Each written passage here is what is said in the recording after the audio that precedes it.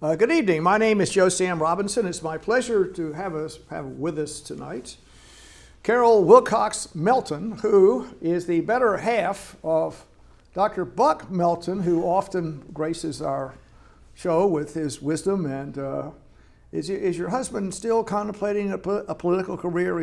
I wish you would stop perpetrating that vicious rumor. No, you're quite sure about that. I'm quite sure he is not. Maybe you've been instructed to just hold the truth back. Just no. All right, I'll let it go. I won't probe. I'm not coy at all. No, I won't probe on this. I won't probe. Well, you can probe. There's nothing to probe. I'm going to let it go for now.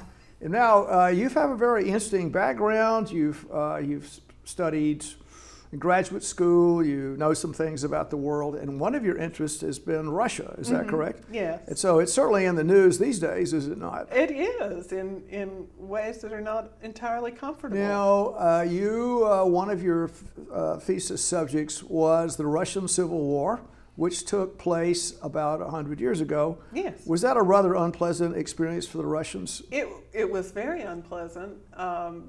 In that, of course, it was Russians and others fighting each other, so they ended up with about 10 million fatalities.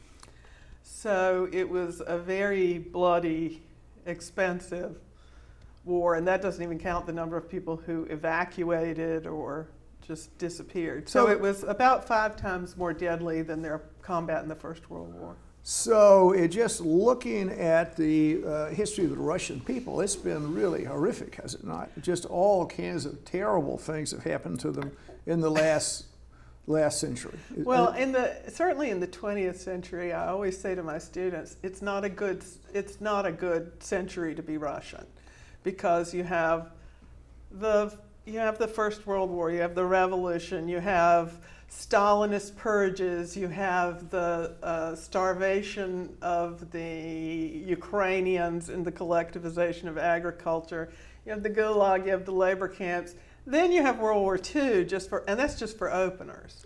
Starting with the Cold War, all the economic travail that the Russian people went through. Now, one of the things that's not clearly understood, I think, in the West is the idea about the ethnic groups in Russia. Presumably, the population of what we would call the Russian Federation is about half of the Soviet Union. What happened? Any comments? Well, back in the 1980s, when we were talking about the 70s even, the big threat that the Soviets saw internally to themselves was the fact that their population was not growing, the Russian population was not growing, but the other ethnic groups were growing at considerable, particularly Muslims in the lower tier republics. And they were very much afraid of Muslim extremism and the fact that they would eventually become more, along with other ethnic groups, more than 50% of the population.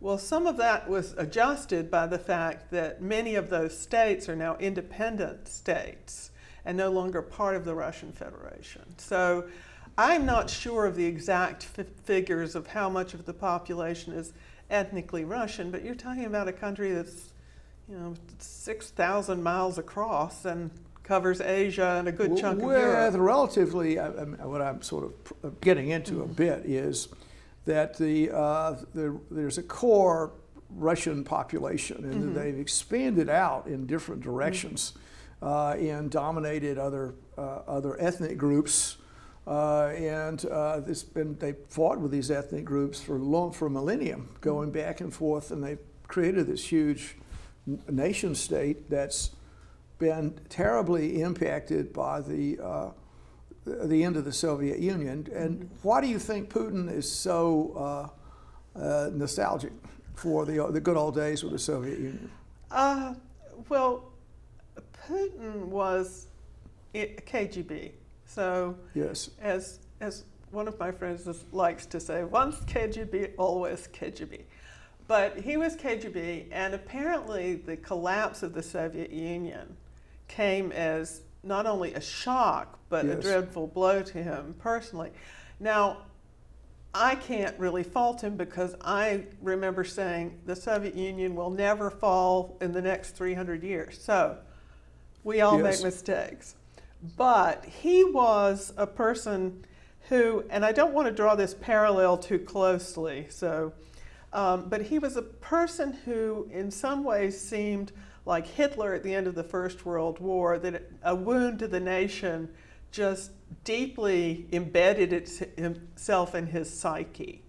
And so there is, of course, this desire to see Russia reestablished, not necessarily as a communist Bolshevik empire, but to what he considers its rightful position in the world, or its rightful territorial position in the world. And so he has created a view of history, and he promulgated this back in June. He came out with this long discussion of Russia and its place in history. And maybe he's been locked up too long with COVID. I don't know. But he has this very strong desire to reestablish old Soviet boundaries as much as possible. Well, and just the sense of nationhood, pride. I was actually in Moscow in '91 when the place blew up. And it was just, I was very sympathetic for the sense of destroyed nationhood, it was just the sense of disaster, of failure, this was the penultimate defeat after World War II in a way. Everything blew up, and it's almost like all the glory of taking Berlin went away. People were selling the uniforms on the street. There was very, how can one say this?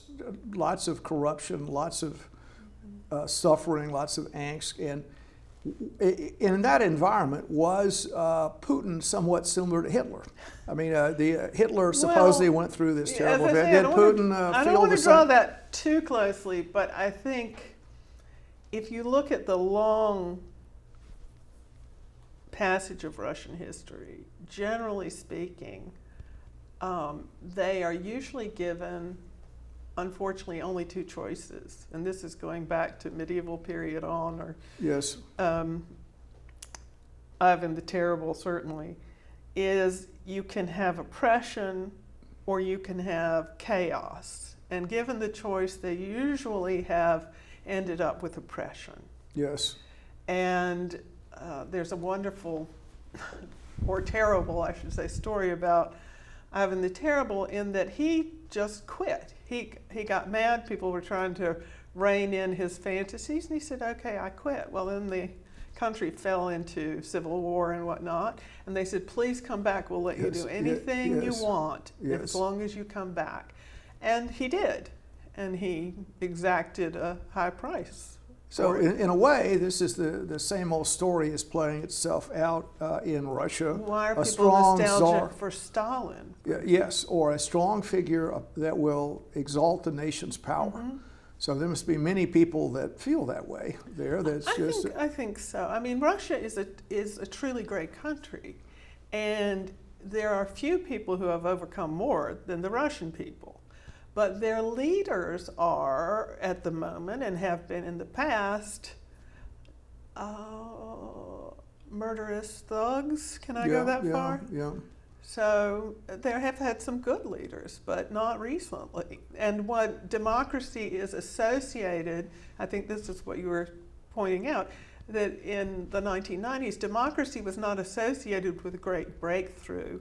It was like Germany in hyperinflation. Weimar was the collapse of the economy, the state, and to some degree, because it was still then possible to keep information from maybe not getting into all the Eastern Bloc, because if you were in East Germany, you could pick up all the broadcasts and things, but into Russia, you could control the information. And so in the same way that the Germans were shocked that they lost the First World War, the Russians were shocked when their economy and whatnot collapsed on them suddenly. So they had no warning, and they've had so many years in a communist state, when you suddenly say, okay, go out and work in a market economy. Yes.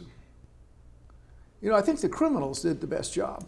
Well, yes, Isn't because that they've right? always had a shadow Well, economy. well, I mean, I think they were the Black marketeers, The story was, if you were like a patriotic, squared away, middle class Russian that saluted the flag and looked after your children, or a nice person and led a virtuous life, then that was, you were at sea in the new economic circumstances. And I could tell some stories about this, but I don't think I will. But the criminal, I don't know, the criminal element that was formerly KGB people, or really, they immediately got into the capitalist mode, and the sense of like, I'm going to take money. The capitalism, I think, could have its bad side to it. I'm going to sort of go near embezzlement or near criminality in this new system. And those are the people, I think, that became extremely successful. And the actual Russian citizen is at a terrible time of it. Their health issues are bad. They drink too much. Their population is going down. So it must be that maybe Putin offers some kind of hope. Your thoughts on that? Well, I think if you, it's very interesting if you read Pravda or look at The Truth, yes. or look at Russia Today, which I Yes, believe yes. is broadcast on this station. It used to be, but no longer. And actually, they took off. It was pretty interesting. It's very interesting. I'll make a comment. There was, which we can get into, censorship or right or wrong, but the Russia, what's it? RT was that Russia the name? Today. Right, and it was they presented the Russian view of things, and occasionally, I mean, they talked about ballet or well, that was pretty cool. But they had some insights, but really, it was just straight, not too much relationship to the truth. I mean, it's just whatever. It was really pretty. And for instance, when there was an assessment of America, they would pick some darkest thing to say about it, or it was very unbalanced. I could say that. Well, and when I first saw it, my immediate response was, "Man, this is a whole lot slicker than it used to be in the '70s." Yeah, oh, really? So yes. So I was like, they're off from what we understand to be the truth, but they're not off 180 degrees. They're just working the dial around a little to that. Yes. Now, recently looking at Pravda, it's become increasingly fanciful. Do you read Pravda? It's in English. Anybody can really? read it. Really? You can read it online. Oh, really? So have you been reading it? Any comments about? Today was, they did mention, sometimes I was showing this to my students the other day, I said, because sometimes it's just significant that they mention something at all. So Yes. they mentioned that a major general was killed. Right. They mentioned a couple of days ago that there were fatalities, which they had not mentioned Yes. up to this point, that there were some fatalities. So the fact that it's even mentioned is highly significant. Yes. And so everything is going according to plan, and as soon as the Western expansionist, in my day it was imperialist, but whatever. Yes. Western expansionists agree to give Putin the bare minimum that he requires for the security of Russia, it'll be fine. Now, it interests me to... Oh, and there are 20,000 mercenaries being imported by the Ukrainians to fight the Russians. Just so. And so one of the issues is you wonder, well, okay, we're not, the Russians, the West is demeaning the Russian position here somehow. But really the Russians, however, if you actually see what they're saying, it does appear that the West is correctly interpreting what's going on there. I mean, in their viewpoints, and they really are they really some fairly crazy viewpoints? The really interesting thing in all this is social media, which as a whole I loathe and despise. But, yes. But in this case, the fact that everybody has phones and they have access to, in some way, often to the internet, it makes it much harder to push this line. And you see this in protesters who tend to be younger people who get their urban information off the internet. It's harder to keep this party line with a straight face because other people are coming in. And so you want people, somebody asked me, what's the point in throwing sports into all this and whatnot? And I'm like, it makes people in Russia say, well, why is this happening? That's what you want. You want them to say, well, why are we being shunned? Yes. Why is this happening? Why did so-and-so next door's son come die? Right. And then they do now have some recourse to other information. Now, the BBC has stopped transmitting from Russia as of today because they instituted the new laws which said that you could face up to 15 years in prison, a Russian prison, for, calling this fracas a war. Yes. A special operation. A special operation. And so they said, we can't tell the story in these limitations, so we're shutting down. Now, they're still broadcasting in Russian into Russia, but they've pulled their reporters out of Russia. So, or at least they've temporarily suspended it. So we now have this kind of interesting war in which who's winning the information war, and I would say at least here in the West, the Ukrainians are winning hand down. Yes, well, they've got a good story to tell, too. They've got a wonderful story. I mean, not since the Blitz. Right. It's so the story. I mean, one could say maybe the Russian geopolitical situation may require actions that seem excessive. I'm making that word careful to the Western eyes, but maybe there's some rationality behind it. Well, I mean, but that's not. Go ahead. No, I'm sorry to interrupt. No. You're our guest here. Go ahead. That doesn't give me the right to be rude. My mother would be ashamed. However, this is the thing. The Russians have a point of view that to some degree, I mean, I can explain it and it will make sense. I can put up a map and say, well, see, here's where they used to be, and now all these countries are in NATO, and all these are independent, and they see NATO is something that Putin really reacts strongly to, as I would to finding out that the Warsaw Pact had taken over Central Europe. Is there an argument? Now, what I'm going to sort of try and present the Russian argument, whatever it is. And so, okay, they've had this terrible history. They've suffered. The country is having all kinds of issues. It's having a hard time adjusting to the 21st century. And there's a tremendous, yes, indeed. And there's a tremendous amount of insecurity. And if you look at their geopolitical situation, just go around the periphery. You have the U.S. and Alaska. Then you go to Japan, where there's a dispute over the Kuril Islands there, some of the islands. So the Japanese have some tension with them. And then you go to, I guess, North Korea, right on their border, a little crazy state. Then this huge monolithic Chinese who actually lost territory to the on the Amur River to the Russians, and so there's a little historic tension there. And then you go into Central Asia, all the Islamic people, the Chechens going into the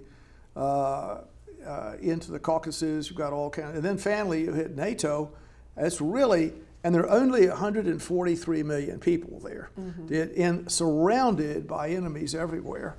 And if you said, well, I don't have a fight with anybody. I want to be like Finland, or I'm a nice person, nice country. We just got plenty of resources. Why would we want to fight anybody?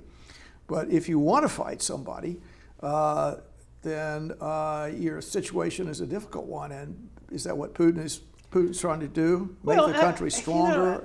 Just because his arguments are kind of ridiculous in spots doesn't mean he's not basing them on some reality. If that's his reality, you've got to make it stronger. The reality being that, generally speaking, democracies don't attack each other. So, we're not particularly worried about the Canadians. Well, I don't know.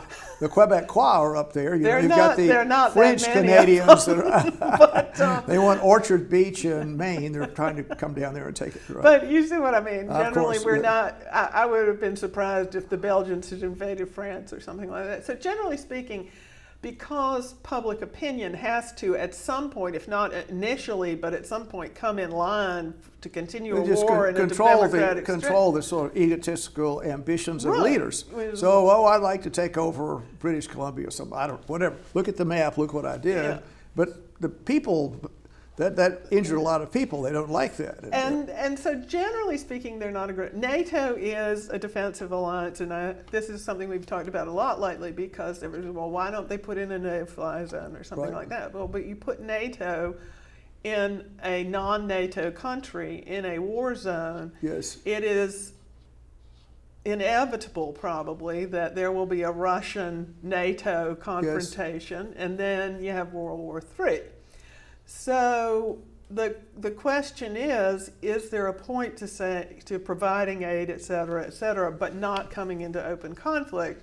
And there is a big point to that. Now, emotionally, everybody says, this is terrible. Yes.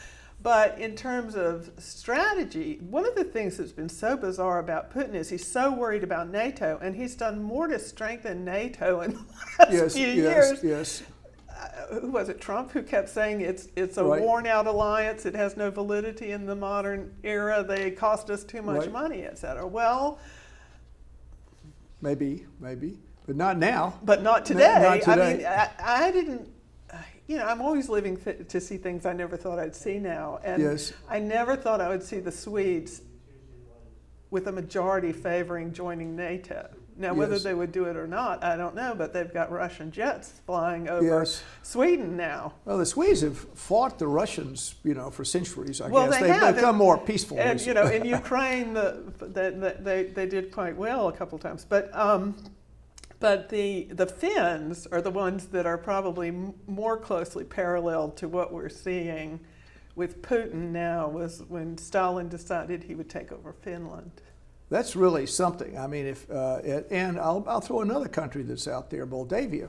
So people, if you make the land bridge, I think there's whatever the name of there's a little enclave, a Russian enclave between Moldavia and the Ukraine, and so Moldavia is in the same situation. It's not in NATO. It's even a tempting aperitif for the Russian. Well, and Moldova has applied to get into. But they're not in, though. No, they're not in. And if the Russians are able to come completely along the Black Sea, who knows?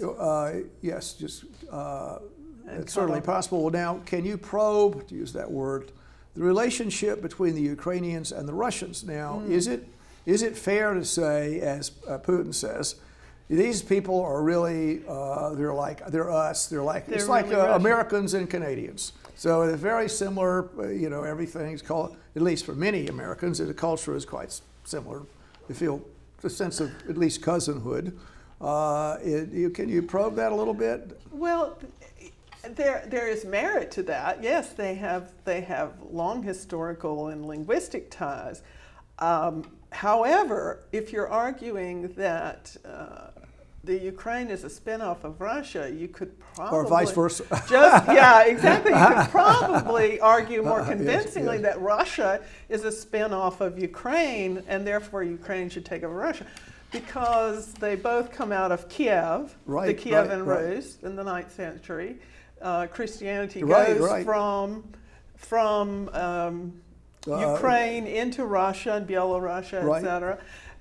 Similar linguistically, obviously, I've been having trouble because now we're doing the transliteration from Ukrainian of place names instead of Russian. So, if you teach World War II, what was the multiple battles of Kharkov? It's now Kharkiv and things. Oh, is that right? Yeah, Kharkov, yeah. So it's taken me a minute. Let's see, was it chicken? What do I want to say? What's our normal Kiev?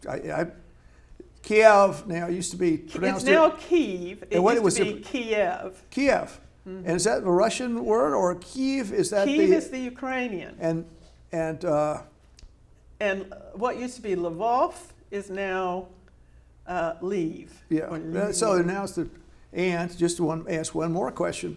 Does it mean something if you say Ukraine or the Ukraine? Well, I am not a specialist in any of these languages, but I have been told that Ukraine means the borderlands. Yes. So if you say the Ukraine, theoretically The you're borderlands saying, means you're from Moscow looking outward. But theoretically, if you say the Ukraine and Ukraine means the borderlands, you're saying the Ukraine.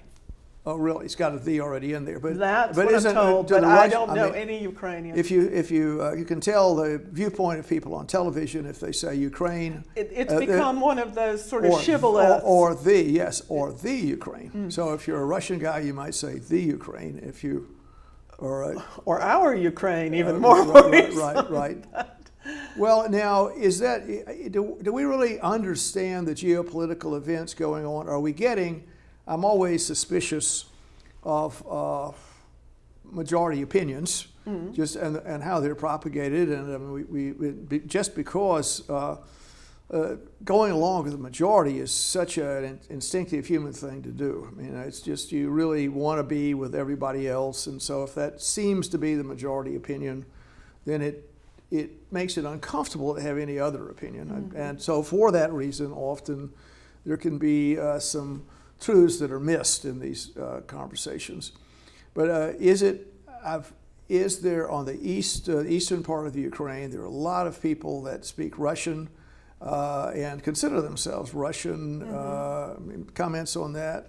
Well, as part of the Soviet Union, everybody learned Russian.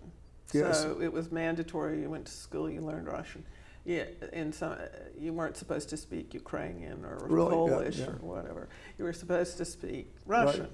And that goes back to the czars, where there was a Russification policy. Right. But so these borders have moved God knows how many times. So yes, there are Russian-speaking, ethnically Russian-speaking people. Maybe even think of themselves.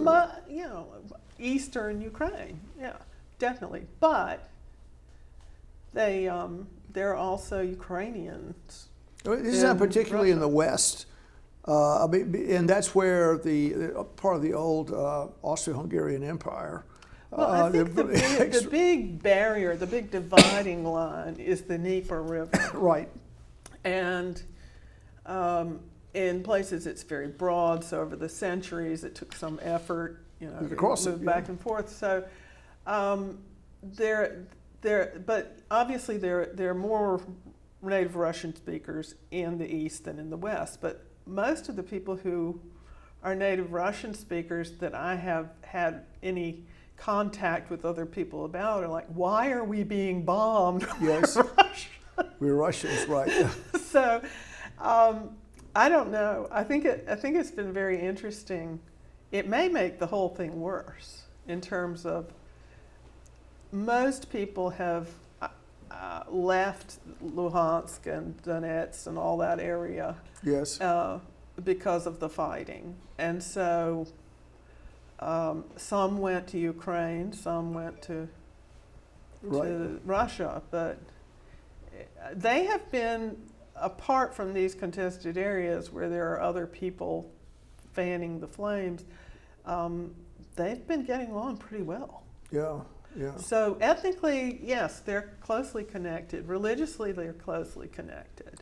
Didn't they try and split the Ukrainian church away from the Russian church recently? It wouldn't surprise me at all. Yeah. I would think that they had, but I don't know. Recently, and so the idea of the centrifugal force that's out there, the idea of being related to the Western Europe as opposed to the Moscow, that's a sort of a cleavage that runs through the country as to how where one's allegiance would go, and the seduction of the West is quite threatening to a traditional. It is, and of course Ukraine has never always gone the same way as they wanted the government to go.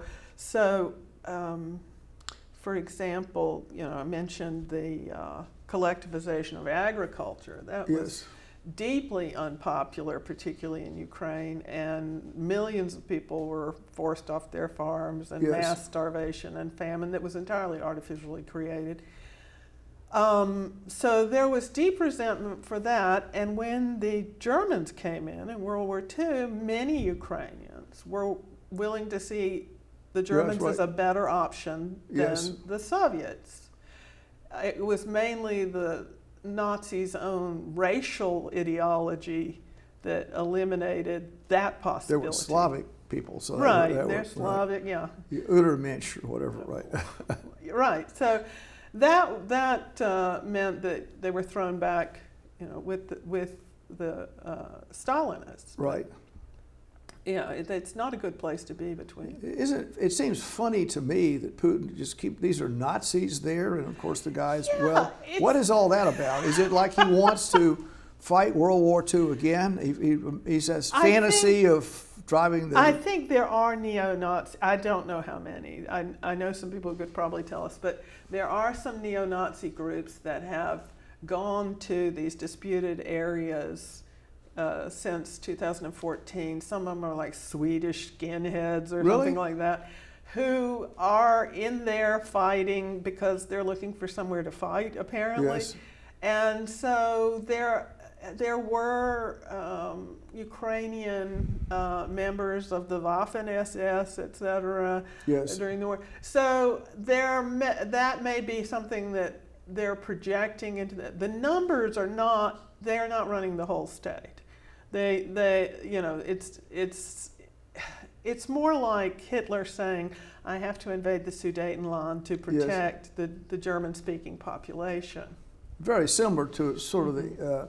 It's like Because Putin has a lot of similarities Right, with Hitler. I'm going to make that one comment. of my students said, "Do you realize this sounds kind of familiar?" And I'm like, It is quite similar, isn't it? I mean, the bad guys there, and the borderlands have been taken away, sort of the same way Alsace-Lorraine was taken away. You call that a borderland? I mean, whatever, from the Germans. disputed territory. Their borderlands were taken away.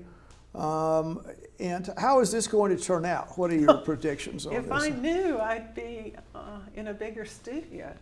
I don't know. It could go very badly. It Yes. could go very long, but not spread too much. Yes. They could conceivably they could take the major cities if they pull themselves together and exert themselves, the Russians.